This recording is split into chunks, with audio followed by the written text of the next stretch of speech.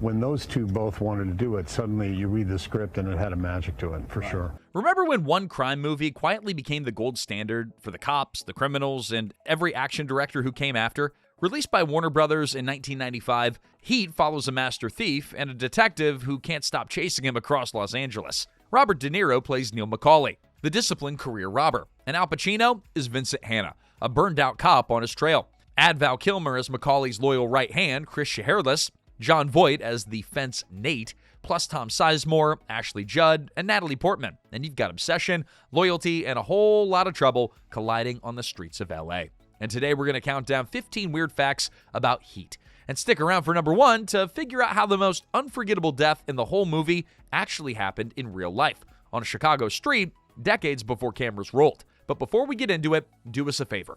Like, subscribe, and hype up this video. It helps YouTube show it to more movie fans who still quote the diner scene. All right, don't get attached to anything you can't walk away from in 30 seconds flat. Number 15. The criminals in Heat actually existed. The shootouts, the movie stars, that 3-hour runtime, that's Hollywood. But the men underneath them were pulled straight out of a Chicago detective's case files. Michael Mann built Heat on the real investigations of Chuck Adamson, a Chi-Town cop who spent years buried in the city's professional crime world. Adamson became the template for Vincent Hanna, the detective that Al Pacino plays like a man running on cigarettes and about 3 hours of sleep. The bigger surprise is De Niro's master thief. There was a real Neal McCauley, and Mann didn't even change the name. The real one was a hyper-disciplined professional who'd done roughly 25 years in and out of prison, including a stretch at Alcatraz. Adamson described a guy who was never reckless or flashy or emotional. He treated robbery like a trade that he mastered, which is exactly what makes the screen version so quietly terrifying. Even Waynegrow came off the same pages. The real one informed on a Chicago crew, and the betrayal caught up with him the way that betrayal usually does. According to Mann's commentary, the man was tracked down and turned up dead across the Mexican border, nailed to a shack, and nobody was ever sure who did it. Mann gets credit for one of the most meticulous crime films ever made. And the truth is, the parts that chill you the most are the parts that he didn't have to make up. Number 14. Only one coffee date for Pacino and De Niro. For decades, the dream was simply to watch Robert De Niro and Al Pacino act in the same room. Heat finally delivered it, and the two of them made sure that the moment would only exist ever once. They refused to rehearse it. The instinct came from De Niro, who figured the scene only would work if it stayed unfamiliar.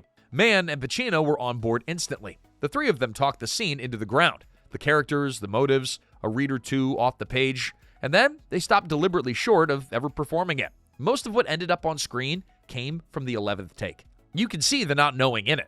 McCauley shifts his weight and Hanna adjusts to match him, both men reading the table live, landing on pauses and small reactions. If you hand that approach to almost any other pair of actors, and the director's going to get an ulcer. Mann got the best scene of his career. The strange part is how little happens. No punches, no gunfire, just coffee and conversation. And it runs tighter than the downtown shootout that tears up half of L.A. later on. Number 13, Al Pacino made up the great ass line on the spot. Now, Heat runs 3 hours and is stuffed with quotable lines, but the one that people actually yell back at the screen is 6 words that Pacino invented on the spot. Because she's got a great ass. Now, on the page, the scene was just straight police work. Vincent Hanna is leaning on Alan Marciano, the small role handed to Hank Azaria, one of my favorite voice actors, truly a legend. But he's an unknown, kind of, in a room full of heavyweights, at least at the time. He had an affair with Charlene Harris, Ashley Judd's character, and the wife of Val Kilmer's Chris. Hanna presses, Marciano squirms, information changes hands. It's tense and professional, nothing more. Michael Mann, though, shoots a scene 100 different ways, and somewhere deep in that pile of takes, Pacino apparently got bored enough to detonate. Just shortly after the, "Who? What are you, an owl?" line, I cleaned that up a little bit, he cranked Hanna from a controlled simmer to a full meltdown and unloaded the whole thing at point-blank range. Because she's got a great ass, and you got your head all the way up it. Azaria had no warning. That stunned blink, the muttered, "Jesus," the face of a man rethinking every choice that put him 3 feet from a screaming Al Pacino, none of that's acting. Azaria has said flatly that Pacino terrified him, and Mann left the real reaction in because you simply can't fake that. Decades on, people still argue about the bank job, the diner, the ending, but nobody argues about that great ass.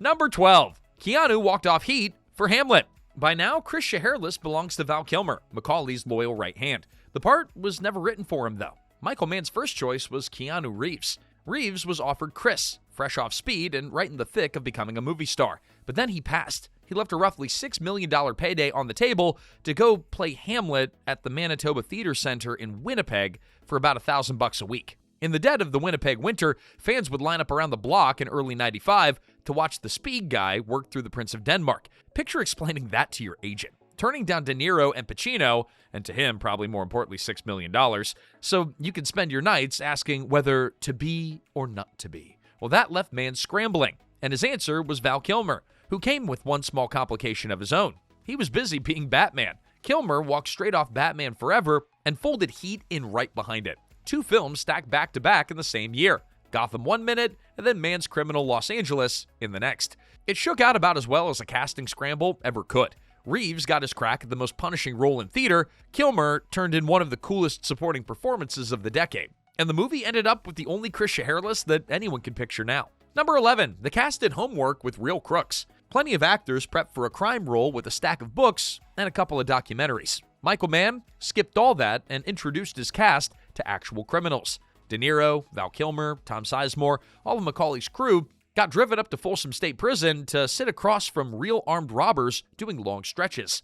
Then, dinners around Los Angeles with working thieves and ex-cons, where the actors watched how these guys carried themselves, scanned a room, and talked shop about scores the way that other people would discuss, like, quarterly numbers. Their guide through it all was a guy named Edward Bunker, a former career criminal who had done hard time before turning into an acclaimed novelist. Mann put Bunker's prison novel, No Beast So Fierce, in the cast's hands and hired him to keep the crew's tradecraft honest. And he liked the man enough to write him into the film. Jon Voight's fence, Nate, is built on Bunker. The cops got the mirror image. Pacino and the actors playing the robbery homicide unit were handed off to real LAP detectives. Dinners with them and their wives, mock interrogations, hours of clocking how a detective actually talks when there's no jury in the room.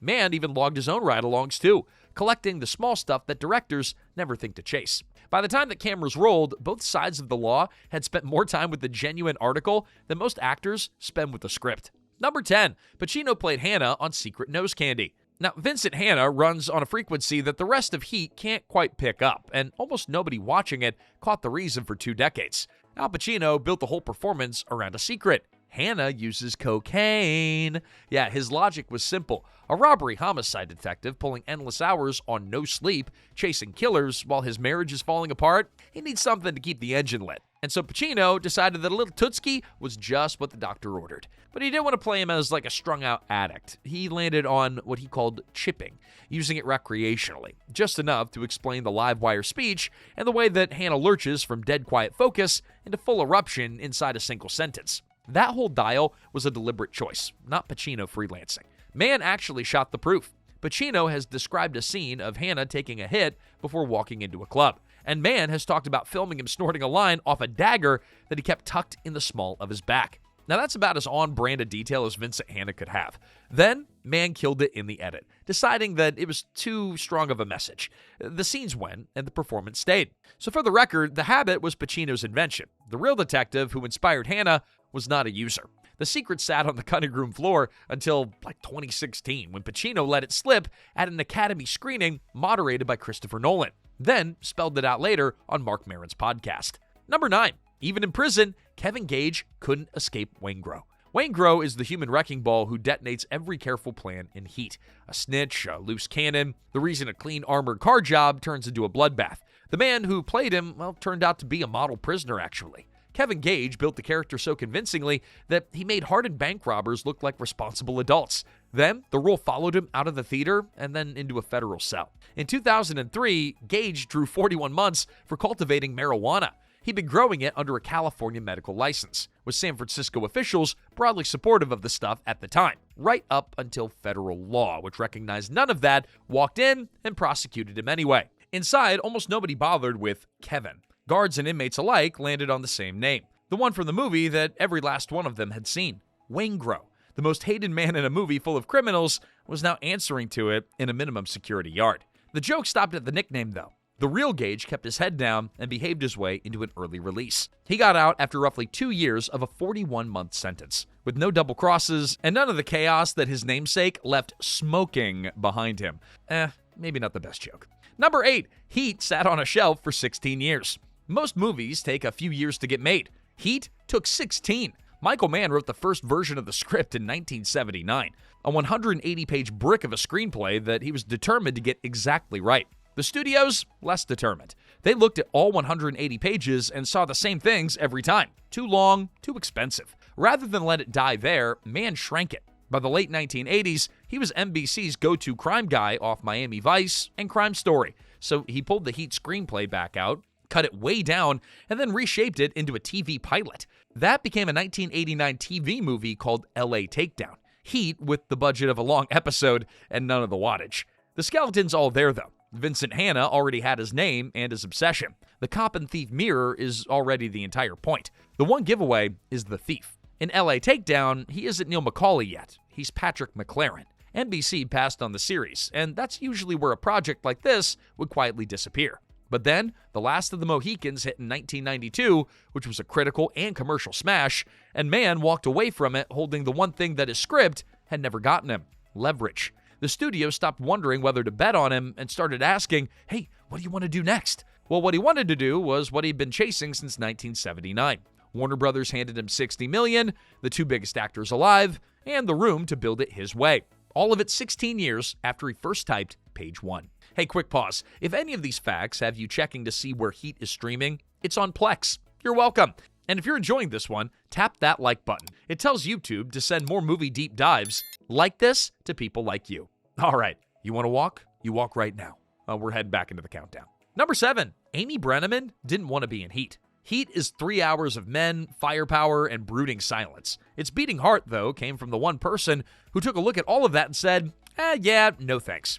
Amy Brenneman plays Edie, the graphic designer who slips past Neal McCauley's armor when an entire police department can't. Michael Mann found her on NYPD Blue and called her in, originally picturing her as Charlene, the role that eventually went to Ashley Judd. She looked at the script and saw nothing but guys and guns and wasn't really interested. Then, instead of flattering a famous director the way that you're supposed to, she told him to his face that she just didn't get the appeal. She was sick of men and guns, baffled that nobody in the whole movie could just sit down and talk it out. Mann did the opposite of showing her the door, because she just described a different character without even trying. Edie wanders through the entire film thinking, who are you people? And Brenneman wasn't acting. She meant every word of it. He moved her to Edie and cast her on the spot. The actress who wanted nothing to do with a crime movie became its soul, and the part that she almost never took turned into the one role that nobody else could have touched.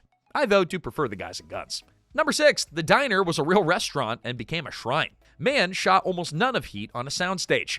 95 real locations across Los Angeles in 107 days. So the place where Hanna and McCauley finally sit down, that's not a set. It was a genuine working Beverly Hills restaurant, Kate Mantilini. Well, the movie became a classic, and the place leaned all the way in. A photo of De Niro and Pacino went up on the wall. The booth turned into a pilgrimage, and fans stopped asking for a good table and then started asking for the one, the exact spot where the two of them traded quiet threats over coffee. People requested it, they photographed it, they ran the whole scene across it. It helped that Kate Mantilini sat 2 blocks from the Academy, which made it a second home for Oscar voters and industry regulars, the kind of room that you couldn't walk into without spotting someone that you knew. The run ended in 2014. After 27 years, a rent hike from the landlord closed Kate Mantilini for good. The booths were cleared out, the tables were scattered, and the shrine packed up with everything else. For nearly 2 decades, though, a comfort food joint down the block from the Academy got to moonlight as a movie landmark, all because Mann wanted one real room for the conversation that the whole film was building up to. Number 5, the Shootout's Gunfire is the real thing. Crank Heat up loud, and the downtown bank shootout doesn't just stick with you, it sticks with the neighbors. 30 years on, it still sounds unlike almost any other gunfight ever put on film, and that's no accident. It's one thing that Michael Mann flatly refused to fake. Now, most movie gunfights get built after the fact. Actors fire blanks, and then sound engineers paint over them with crisp, pre-recorded gunshots from a library. Mann couldn't stand the result. It's too tidy, too processed, too obviously a movie, which was the exact opposite of the whole point. So he kept the real thing. Out on the streets of downtown LA, Mann's team ringed the location with microphones and recorded the guns as they actually fired. Full blanks going off inside a canyon of glass, steel, and concrete. The mics caught the part that no Foley artist could fake. The crack, the echo, that metallic ring slapping off the towers and rolling down the avenues. That's Mann in one detail. Most directors would want a cool shootout, and he wanted you flinching like you were standing on the corner when the first rifle went off. Number 4, a 2-second reload that outlived Heat. Now, most people walked away from the Heat bank shootout remembering the spectacle, the rifle fire, the chaos, but firearms instructors remember something that's over in a couple of seconds: the magazine change. It happens during the crew's run from the bank. Chris Shaharless is pinning down a wall of cops when his rifle clicks empty. In one unbroken motion, Kilmer dumps the spent mag, pulls a fresh one off his vest, slaps it home, hits the bolt release, and then is firing again. And his eyes never once dropped to the gun. That fluency came out of months of training. Mann put the cast through tactical drills under former British SAS soldiers Andy McNabb and Mick Gould. Reloads and movement run over and over until the rifle basically became an extension of Val Kilmer. The whole point was to get the actors past performing the motion and into simply doing it. Eyes up, the way that somebody who'd run it 1,000 times wouldn't need to look. It worked well enough to grow its own military folklore. The version that everyone repeats has the U.S. Marines showing the clip to recruits, a drill instructor barking that anyone who can't reload that fast should just go home. Why it's stuck is the part that nobody argues. A scene only gets mistaken for a training film when it's good enough that most people honestly can't tell the difference. Kilmer drilled for months, and the upshot is that the flashiest gunfight ever filmed is best remembered by the people who'd actually know. Number 3, Goldenthal got cut from Goldenthal's own ending. Heat ends on the saddest piece of music in the whole film. The man Michael Mann paid to score the movie didn't even write a note of that ending. Neal McCauley bleeds out on the LAX tarmac. Vincent Hanna takes his hand, and Moby's God moving over the face of the waters does the rest. The hushed piano, the slow rising synth, 3 hours of gunfire dissolving into 2 lonely men who finally understand each other. It's the sound that most people carry out of the theater, but it was never the plan. Mann had hired acclaimed composer Elliot Goldenthal, who wrote a cue for that exact goodbye, a piece called Hand in Hand, built note by note for the moment that Hanna reaches down for a dying man under the airport lights. A perfectly good cue. But then, Mann heard the Moby track somewhere in post and quietly pulled his own composer off the most important scene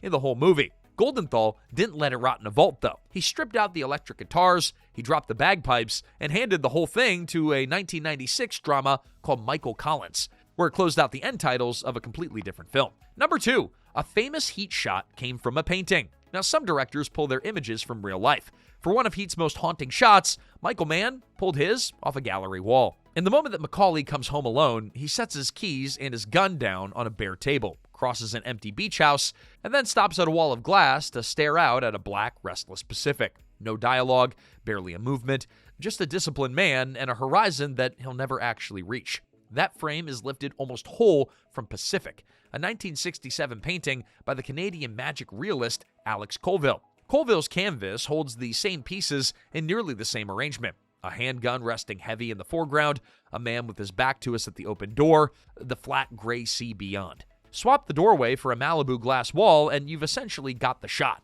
Mann has said outright on the commentary that the painting was his reference, and that what captured it was a profound sense of maintained, sustained alienation and loneliness, which is McCauley in a single image. Most crime movies get remembered for what explodes, but Heat gets remembered for a man standing still at a window, borrowed from a painter who understood loneliness long before Mann ever pointed a camera at the sea. And number 1, the real McCauley died almost frame for frame. Mann borrowed more than Neal McCauley's name for the movie. He borrowed the man's death. On March 25th of 1964, in the pouring rain, the real Neal McCauley tailed an armored cash delivery to a National Tea grocery store at 4720 South Cicero Avenue on Chicago's southwest side. He brought 3 men with him, but what he didn't bring was any idea that Chuck Adamson and a team of detectives had been watching the crew for weeks and were already in position. Alleys blocked, just waiting for them to walk back out with the money. They did, and the lot erupted. McCauley broke from the others and bolted down a narrow residential gangway, a strip of concrete only a few feet wide, not far off the dimensions of the cells that he'd spent half his life in, with Adamson just a step behind. McCauley spun and pulled the trigger, and his gun picked that exact second to misfire. Adamson put 6 rounds into him. What hooked Mann was never the gunfire. It was that Adamson, the man who had just killed McCauley, didn't hate him. He admired him. The two had sat across a table from each other once, and they talked. A detective and a thief who saw in each other the same total devotion to their work, pointed in opposite directions. That mutual respect, not necessarily good versus evil, became the thing that Mann built the whole film around. It's why the airport goodbye still lands 30 years later. Hanna shoots the man that he chased across L.A. Then he takes his hand as the life goes out of him. The real bullets are history, but the bond underneath them genuinely ran between a cop and the man that he hunted to the end. And there you have it, everyone. 15 weird facts about Heat. What fact surprised you the most? Drop it in the comments and share this with a friend who has a great ass. Maybe not. Or maybe one who just can't get through the diner scene without quoting it. And until next time, remember, for me, the action is the juice. This is Remember When.